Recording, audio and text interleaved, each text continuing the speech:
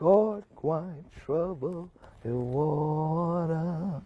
You can see how the little ripples and things like that going like that. Water, essential to all, but even more precious for Gullah-Geechee communities, working to maintain their distinct way of life away from the mainland. That allowed our Africanisms, as others call it, to continue to evolve here in this land, but to also amalgamate into this unique Gullah-Geechee culture. And so we say we the Binya, we in the Guayna, we Toto. We traveled to St. Helena, South Carolina to meet Queen Quet, chiefess of the Gullah-Geechee Nation.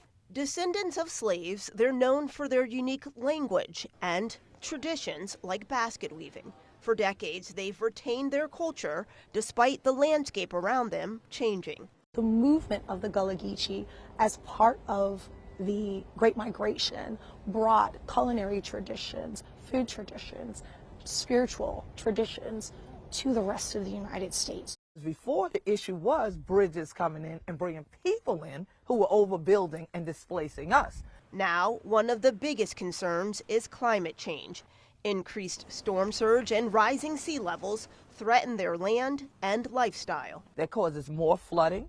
It's causing saltwater inundation in places that were freshwater areas, which also impacts some people's farming ability. Queen Quet tells me rising temperatures are also taking a toll. Our oysters we won't have, nor will we have shrimp or crabs if the ocean acidifies. I'm Geechee. I grew up eating crabs. There's a lot of crabs on the table throughout my life. Tia Clark runs a business in Charleston, South Carolina, focused on catching blue crabs, a key ingredient in Gullah-Geechee cuisine. It has changed my life and put me in this place to come outside every day and share my culture. Clark says the water brings her closer to her culture, but she's seen conditions for the wildlife decline. With climate change, if it stays this warm, then the crabs are around, which means there's going to be a lot of pressure put on them by me and other people that are trying to catch them.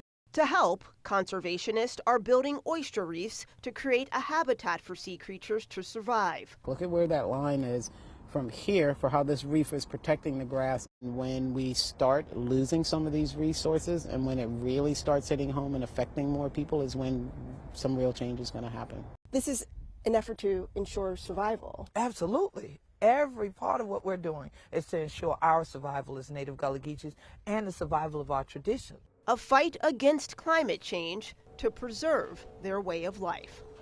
In South Carolina, Brie Jackson, NBC News.